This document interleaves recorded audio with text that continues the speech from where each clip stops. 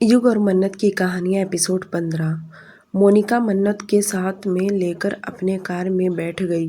वह खुद ड्राइविंग कर रही थी। मुंबई के मेन सिटी छोड़कर काफ़ी दूर बाहर निकलकर वे दोनों एक महंगे रेस्टोरेंट में ब्रेकफास्ट के लिए बैठ गईं। मोनिका ने ब्रेकफास्ट के लिए बहुत सारे ऑर्डर मांगा लिया, साथ में कॉफ़ी भी। दोनों इस वक्त बहुत मज़े से एंजॉय कर रही थी।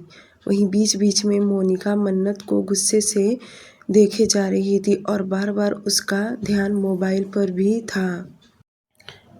वहीं मन्नत काफ़ी दिनों के बाद आज सुकून और बेटर फील कर रही थी। बाहर ताज़े ताज़े हवा, उसे रेस्टोरेंट का व्यू देख और भी उसे अच्छा लग रहा था। उन दोनों का ब्रेकफास्ट लगभग 1 घंटे के अंदर ही हो गया। दोनों टेबल से उठ खड़ी हुई। मोनिका कैश काउंटर पर जाकर बिल पे कर दी। बिल पे करने के टाइम पर उसने अपना क्रेडिट कार्ड जानबूझकर धीरे से वहाँ पर ही छोड़ी और रेस्टोरेंट से बाहर दोनों निकल के पार्किंग एरिया में आए और कार में बैठ गई। मोनिका कार ड्राइविंग करना स्टार्ट की। रेस्टोरेंट से बाहर निकल रेस्टोरेंट के गेट से थोड़ा आगे उनकी गाड़ी निकल गई, जहां पर सिर्फ रोड और रेस्टोरेंट की बड़ी सी दीवार ही थी। मोनिका ने अचानक से अपनी कार रोक दी और हैरानी जताते हुए बोली, ओह शिट, मैं तो अपना क्रेडिट कार्ड रेस्टोरेंट में ही भूल गई। मन्नत ने बड़ी मासूमियत से बोली, इसमें कौन सी बड़ी बात है, चलो वापस गाड़ी टर्न करो, हम वापस चलकर लाते हैं। मोनिका ने बड़ी शातिर दिमाग से बोली, अरे इसकी कोई ज़रूरत नहीं है, तुम यहीं रहो, मैं यूँ गई यूँ लेकर आई। मन्नत भी कहाँ चुप बैठने वाली थी, फिर बोली, अरे नहीं, मैं भी चल रही हूँ तुम्हारे साथ। मन्नत यार, तुम बहुत परेशान हो रही हो, ऐसा करो तुम गाड़ी का ध्यान दो, मैं बस 2 मिनट में आई। मोनिका चुटकी बजाते हुए आगे निकल गई। उसे पता था कि अगर वह 1 मिनट भी रुकी तो मन्नत जिद करने लगेगी, इसलिए वह स्पीड में आगे बढ़ गई। वहीं मन्नत गाड़ी में बैठे ही कार के विंडो से बाहर देखने लगी। उसे न जाने क्यों युग के गुस्से का ख्याल आया। अगर उसे पता चला कि मैं बिना बताए घर से बाहर निकली हूँ तो पता नहीं वह मेरे साथ क्या करेगा। मन्नत यही सब कार में बैठे सोच रही थी। फिर अपने ख्यालों को झटकते हुए खुद से बोली, मुझे अब नहीं डरना चाहिए, क्योंकि मैं अपने मन से थोड़ी ना आई हूँ। माँ ने मुझे परमिशन दिया है, जाने दो, अब जो होगा सो देखा जाएगा। मन्नत के दिमाग में यही सब चल रहा था। मोनिका रेस्टोरेंट के अंदर पहुंचकर इधर उधर देख के किसी को कॉल लगाई और बोली, तुम अब अपना काम कर सकते हो, मेरे पास ज़्यादा वक्त नहीं है, जल्दी करो, समझे। इतना बोल के कॉल कट कर दी और कैश काउंटर पर जाकर बड़े मासूमियत से बोली कि मेरा यहाँ क्रेडिट कार्ड छूट गया है, क्या वह आपके पास है?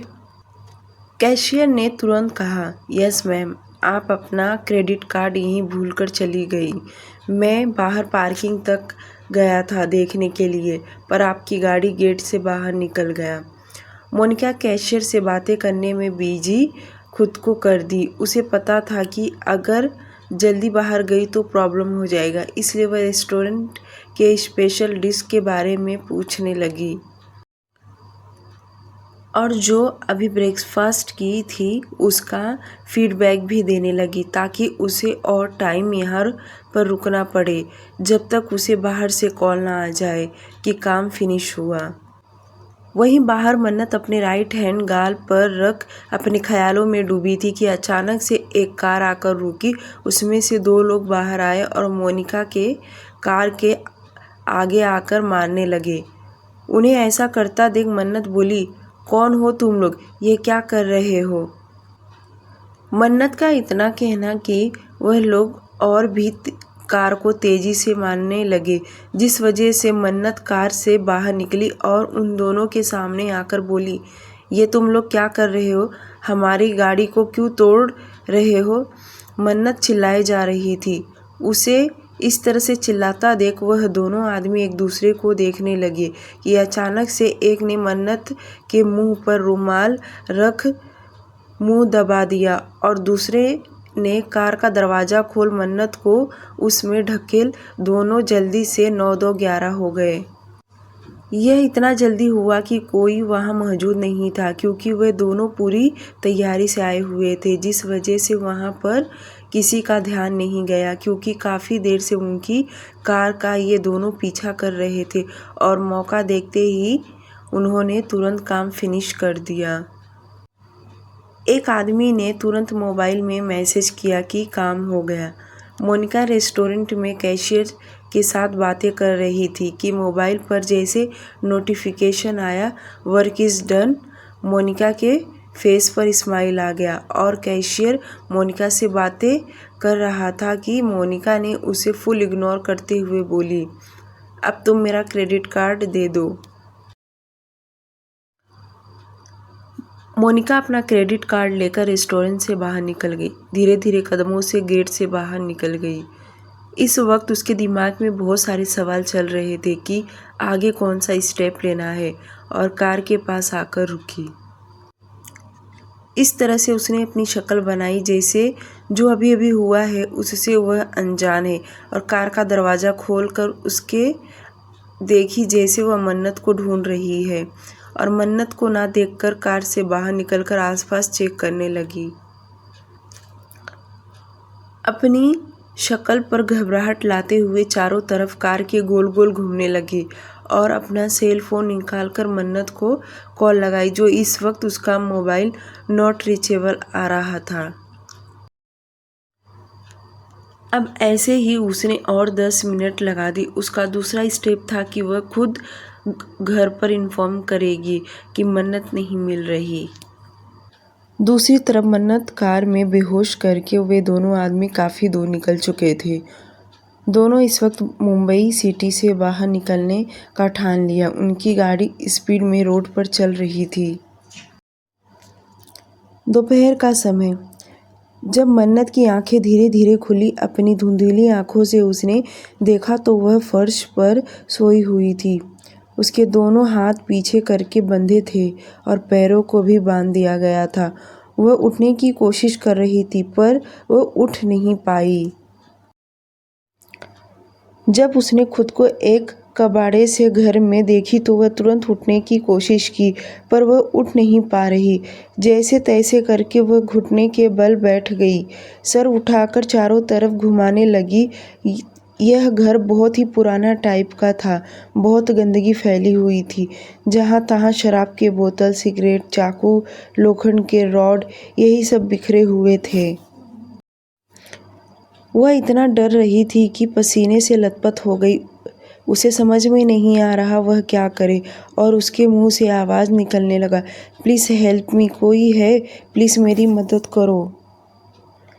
मन्नत जोर जोर से चिल्लाने लगी कि तभी दरवाज़ा खुला और एक आदमी अंदर आया। उस आदमी की उम्र लगभग 40 के आसपास होगा। मुस्कुराते हुए मन्नत के पास आया और एक पैर घुटने के बल तो दूसरा स्ट्रेट कर बैठ गया और मुस्कुराते हुए बोला, तो तू उठ गई, और इतना क्यों चिल्ला रही है तू? अगर इसी तरह चिल्लाती रही ना तो ये चाकू दिख रहा है ना, इससे गला उतार दूंगा तेरा। मन्नत की आंखों से आंसू बाढ़ की तरह बह रहे थे। मन्नत धीरे धीरे अपने होंठ हिलाए कुछ बोलने के लिए, पर उससे बोला नहीं जा रहा था। फिर भी हिम्मत करके उसने पूछी, कौन हो तुम लोग? मैंने तुम लोगों का क्या बिगाड़ी हूँ? क्यों मुझे बांध के रखा है? प्लीज़ मुझे जाने दो, प्लीज़ मुझे जाने दो, प्लीज़ प्लीज़। मन्नत लगातार गिड़गिड़ाने लगी। उतने में वह आदमी मन्नत के सिर के बाल पकड़ पूरी ताकत लगाकर खींचकर बोला, अगर एक भी आवाज़ वापस तेरे मुंह से सुनने को मिला ना, यह दिख रहा है ना चाकू, इतने टुकड़े करूँगा ना कोई गिन नहीं पाएगा। एकदम चुप, दूसरी बार कहूँगा नहीं, डायरेक्ट काट डालूँगा। मन्नत को इतना दर्द हो रहा था क्योंकि वह अपनी पूरी ताकत लगा के उसके बालों को पकड़ा था, पर मन्नत उसकी बातें सुन बहुत रोना आ रहा था, पर वह अंदर ही अंदर अपने दर्द को डर के मारे छुपाने लगी। वह आदमी इतना बोलकर उस कमरे से बाहर चला गया और मन्नत अपना मुंह दोनों पैरों के बीच में छुपाकर रोने लगी। वह इतना रोने लगी पर उसके आवाज़ बाहर नहीं निकल रहे थे। वह अंदर ही अंदर घुट घुट के रोने लगी। उसे डर भी था कहीं उसकी आवाज़ वह आदमी ने सुन लिया तो वापस आकर उसे मार ही डालेगा। दूसरी तरफ मोनिका ने मेंशन हाउस में कॉल लगाए। मीरा जी ने मोनिका का नाम देख कॉल रिसीव की और जैसे कान पर मोबाइल लगाई कि मोनिका ज़ोर ज़ोर से रोने की आवाज़ आने लगी। उसका इस तरह से रोना मीरा जी डर गई और घबराते हुए बोली, क्या हुआ बेटा, तुम क्यों रो रही हो? क्या सब ठीक तो है? पर मोनिका कुछ भी बोल नहीं रही थी। मीरा जी डरने लगी। अपनी छाती पर हाथ रखकर घबराते हुए आगे बोली, बेटा तुम रोना पहले बंद करो और मुझे साफ साफ बताओ क्या हुआ है। तुम इस वक्त कहाँ पर हो? मोनिका पूरी नाटक करते हुए अपने काम को अंजाम दे रही थी।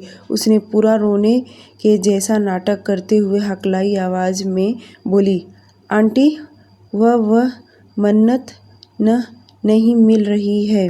मैंने पूरा रेस्टोरेंट छान मारी, पूरा आसपास देख ली और वह कहीं पर भी मुझे दिखाई नहीं दे रही है।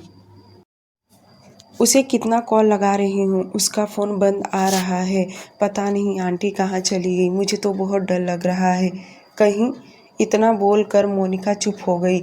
मीरा जी एक हाथ से मोबाइल पकड़ और दूसरे हाथ से अपने साड़ी के पल्लू को कस के पकड़ टेंशन के मारे इधर उधर लिविंग एरिया में घूमने लगी। उन्हें समझ नहीं आ रहा कि वह क्या करे। फिर भी उन्होंने हिम्मत करके आगे बोली, तुम जल्दी से घर आओ, मैं युग को पहले इन्फॉर्म कर देती हूँ। मीरा जी ने कॉल कट कर तुरंत युग को कॉल लगाई। पूरा रिंग जाने के बाद भी युग ने कॉल नहीं उठाया। मीरा जी ने वापस कॉल ट्राई की पर इस बार भी युग ने कॉल नहीं उठाया। मीरा जी खुद से बड़बड़ाने लगी, यह लड़का कभी भी वक्त पर कॉल नहीं उठाता। उन्होंने तुरंत शेरा को कॉल लगाया पर इस वक्त शेरा भी कॉल रिसीव नहीं कर रहा, जिससे मीरा जी सोफे पर बैठ कहने लगी, आखिर एक ही टाइम पर दोनों कैसे बिजी हो सकते हैं।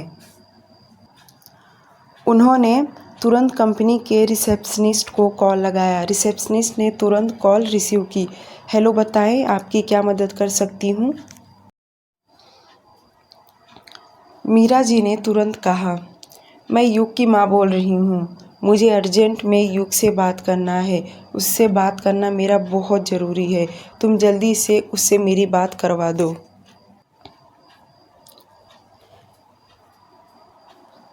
रिसेप्शनिस्ट ने कहा, मैम सर तो बहुत बड़ी मीटिंग में बिजी हैं, थोड़ा वक्त लगेगा। मीरा जी चिढ़ते हुए बोली, मुझे इसी वक्त उससे बात करना है, किसी भी हालत में। रिसेप्शनिस्ट ने रिक्वेस्ट से कही, ओके मैम, मैं कोशिश करती हूँ। मीरा जी तेज आवाज़ में बोली, कोशिश नहीं, मुझे अभी के अभी उससे बात करना है, मतलब करना है। अब तुम समझ जाओ कि मुझे कितना अर्जेंट है, नहीं तो मुझे ऑफिस आना पड़ेगा। रिसेप्शनिस्ट ने थोड़ी डरते हुए हाँ बोली। मीरा जी ने कॉल कट कर भगवान से प्रार्थना करने लगी। रिसेप्शनिस्ट ने तुरंत लिफ्ट से ऊपर के फ्लोर पर चली गई जहां पर कॉन्फ्रेंस मीटिंग चालू था, पर उसे बाहर गार्ड ने रोक लिया। रिसेप्शनिस्ट ने कहा, सर की मॉम का कॉल आया है, उन्हें सर से अर्जेंट बात करना है। अगर उनका बात नहीं हुआ तो वह ऑफिस आएंगी। आप समझ जाओ कि कितना अर्जेंट कॉल है। गार्ड ने तुरंत कहा, ठीक है, मैं सर को इन्फॉर्म कर देता हूँ। गार्ड ने तुरंत शेरा को इन्फॉर्म करने के लिए ढूंढने लगा, पर शेरा इस वक्त युग ने जो काम दिया हुआ था उस काम के रिलेटेड कहीं बाहर गया था, जिस वजह से गार्ड कॉन्फ्रेंस का दरवाज़ा खोल अंदर झांक कर देखा और धीरे से अंदर गया। उसका इस तरह से अंदर आना मतलब सभी कॉन्फ्रेंस मीटिंग के लोग उसके ओर देखने लगे। उसे इस तरह अंदर आता युग इतना गुस्से में देखने लगा मानो अभी उसे खा जाएगा। गार्ड ने थोड़ा डरते हुए कहा, सर मुझे आपसे कुछ बात करना है। आउट। युग ने आउटवर्ड इतना तेज चिल्लाकर कहा कि पूरे कॉन्फ्रेंस मीटिंग में उसकी आवाज़ गूंजने लगा। उसे पसंद नहीं उसकी निजी कामों में कोई दखल दे। यह तो एक मामूली सा गार्ड जो कभी नज़र ना उठाकर देखे, आज वह कॉन्फ्रेंस मीटिंग में चला गया। वो भी इतना इम्पोर्टेंट काम छोड़ सबकी ध्यान उसी की ओर गया, जिससे युग को बर्दाश्त करना मुश्किल है। यह सब में लगभग 20 मिनट चला गया होगा। मीरा जी को कोई रिटर्न कॉल न आने की वजह से वह समझ गई कि युग के डर की वजह से अभी तक उसे मैसेज नहीं मिला है। इसलिए उन्होंने तुरंत सोफे से उठ खड़ी हुई। युग के ऑफिस जाने के लिए वह मेंशन से बाहर तक ही आई होंगी कि उतने में सामने से मोनिका रोती हुई आ रही थी। वह बच्चों की तरह अपने आंसू पोंछते आ रही थी और मीरा जी को देख और भी फफक फफक कर रोने लगी। मीरा जी ने उसे इस तरह से रोता देख और ज़्यादा डरने लग गई। उन्हें अंदर बहुत बुरे बुरे ख्याल आने लगे और मोनिका मीरा जी के गले से लिपट कर खूब रोने लगी। आंटी, मैंने मन्नत को हर जगह चेक की पर वह मुझे नहीं मिली। मीरा जी ने खुद से उसे अलग किया और उसके आंसू पोंछते हुए बोली, बेटा तुम इस तरह मत रोया करो। मैं युग के ऑफिस जा रही हूँ क्योंकि युग किसी मीटिंग में बिजी है जिससे मेरा वहाँ पर जाना बहुत ज़रूरी है। मैं जितनी जल्दी जाऊँगी उतनी ही जल्दी कोई सलूशन निकलेगा, नहीं तो कहीं देर ना हो जाए।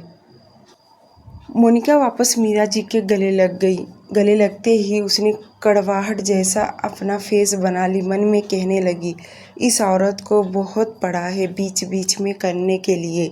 इतना भी जल्दी क्या है युग को बताना।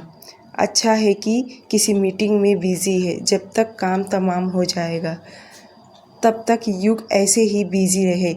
युग को तो आना ही नहीं चाहिए, उसे तो पता भी नहीं चलना चाहिए। मेरा बस चलता तो मैं उस 2 कौड़ी की लड़की को अपने हाथों से उसे जान से मार देती। मीरा जी ने वापस उसे खुद से अलग की और बोली, अब तुम एकदम शांत हो जाओ। रोना नहीं, बिल्कुल नहीं। मेरी बच्ची को कुछ नहीं हुआ होगा, टेंशन ना लो। देखो जल्दी सब ठीक हो जाएगा। बस एक बार युग को पता चल जाए। चलो हम दोनों साथ में युग के ऑफिस चलते हैं। मीरा जी की बातें काटते हुए मोनिका ने तुरंत कहा, पर आंटी युग तो बहुत अर्जेंट मीटिंग में बैठा है, तो फिर वहाँ हम कैसे जा सकते हैं? उसके आने का इंतज़ार करते हैं। मीरा जी तुरंत नाराज़गी जताते हुए बोली, क्या कह रही हो तुम? उसके मीटिंग ख़त्म होने का इंतज़ार करती रहूँगी तो कहीं देर ना हो जाए और युग को पता चलेगा, वह मुझ पर ही गुस्सा करेगा कि मैंने उसे क्यों परमिशन दी बाहर जाने के लिए। पता नहीं मेरी बच्ची कहाँ है, किस मुसीबत में है। मीरा जी को इस तरह से मन्नत की फिक्र करता देख मोनिका को जरा भी अच्छा नहीं लग रहा था। मीरा जी ने तुरंत ड्राइवर को कहा, बजाज इंडस्ट्री चलने के लिए। ड्राइवर तुरंत सर झुकाकर ग्रीट किया। कार का दरवाज़ा खोला मीरा जी को बैठने के लिए। मोनिका को न चाहते हुए भी मीरा जी के साथ कार में बैठना पड़ा। ड्राइवर ने गाड़ी चलाना स्टार्ट किया।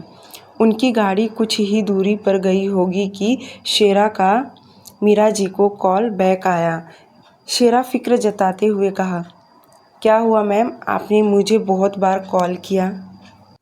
मीरा जी थोड़ी कड़क आवाज़ में बोली, तुम इस वक्त कहाँ पर हो? मैम, बॉस ने जिस काम के लिए मुझे बाहर भेजा था वह काम कंप्लीट करके ऑफिस के लिए ही जा रहा हूँ। बोलिए क्या काम है? ठीक है, अगर तुम पहले ऑफिस पहुँच रहे हो तो युग से मेरी बात करवाओ। अगर मैं वहाँ पहुँच रही हूँ तो मैं खुद उससे बात कर लूँगी। पर मैम बताइए बात क्या है? मैंने कहा ना, अगर तुम पहुंच रहे हो तो मुझसे पहले तो युग को बोलो मुझसे बात करे, वरना मैं खुद आ रही हूँ, तुम भी वहीं मिलो। इतना बोलकर मीरा जी ने कॉल काट दिया। शेरा स्पीड में गाड़ी चलाने लगा। आखिर उसे भी परेशानी वाली संदेह होने लगा।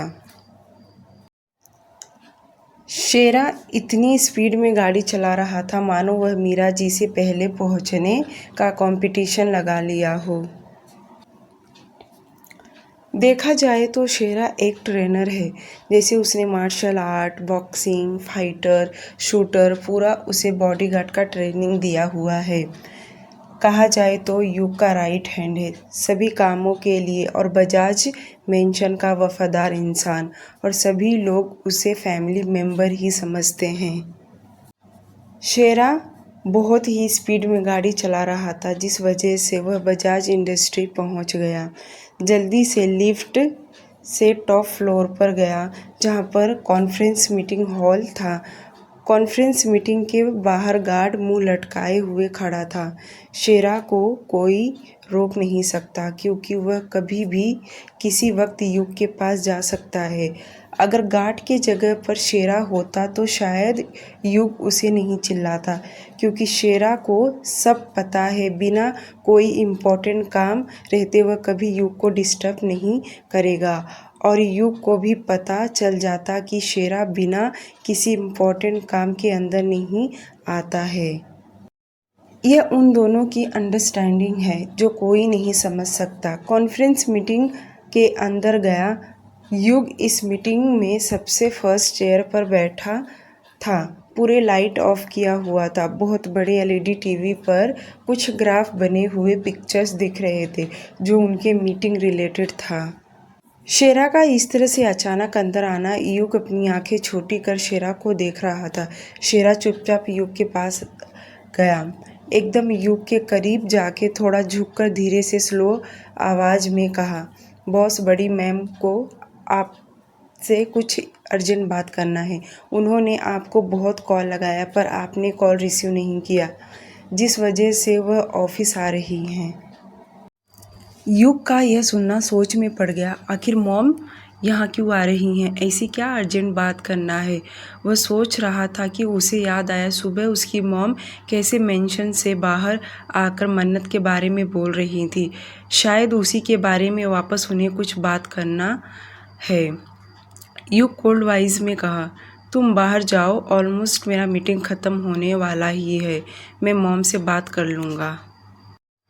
शेरा इतना सुनने के बाद कॉन्फ्रेंस हॉल के बाहर निकल गया और युग 1 मिनट वापस सोच में पड़ गया। ऐसा भी उन्हें अब क्या बात करना है जो मॉम ऑफिस आ रही हैं। मॉम उस लड़की के बारे में बात करने के लिए ऑफिस आने की क्या ज़रूरत है?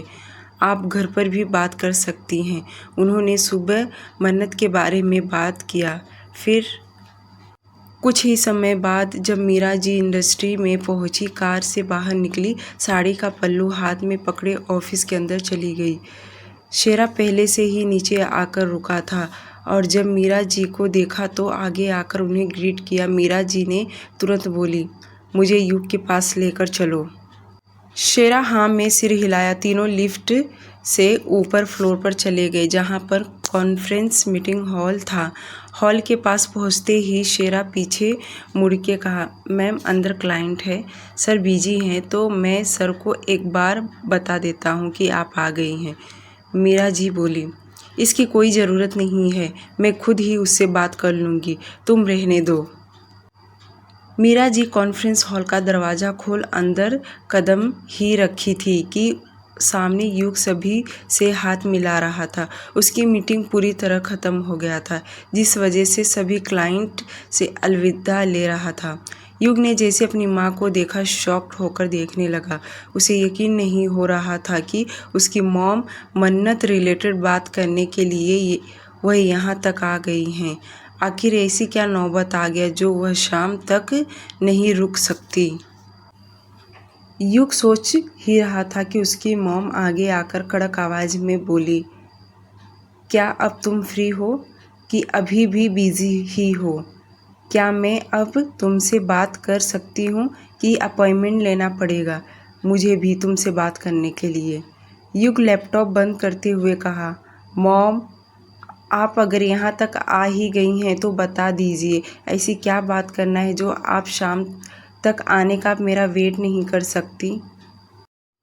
मेरा बेटा अब इतना बड़ा हो गया है कि मुझे उससे बात करने के लिए उसका वेट करना पड़ रहा है। युग समझ गया कि उसकी मॉम बहुत गुस्से में है, इसलिए वह शांत आवाज़ में कहा, मॉम प्लीज़ आप पहले बैठिए, अपनी माँ के कंधे को पकड़ युग अपनी चेयर पर बिठाया। उस कॉन्फ्रेंस हॉल में 4 लोगों को छोड़कर कोई भी नहीं था। मीरा जी ने साफ शब्दों में कहा, बेटा मन्नत नहीं मिल रही। युग दूसरे चेयर पर बैठते हुए कहा, क्या मतलब नहीं मिल रही? युग नासमझी से अपनी माँ को देख रहा था। मीरा जी और मोनिका बारी बारी से युग को सारी बातें कहना स्टार्ट कर दी। युग इतना सुनने के बाद अब वह क्या रिएक्ट करे उसे कुछ नहीं समझ में आ रहा था। मीरा जी आगे बोली, बेटा प्लीज़ उस बच्ची को ढूंढो, मेरा मन बहुत घबरा रहा है।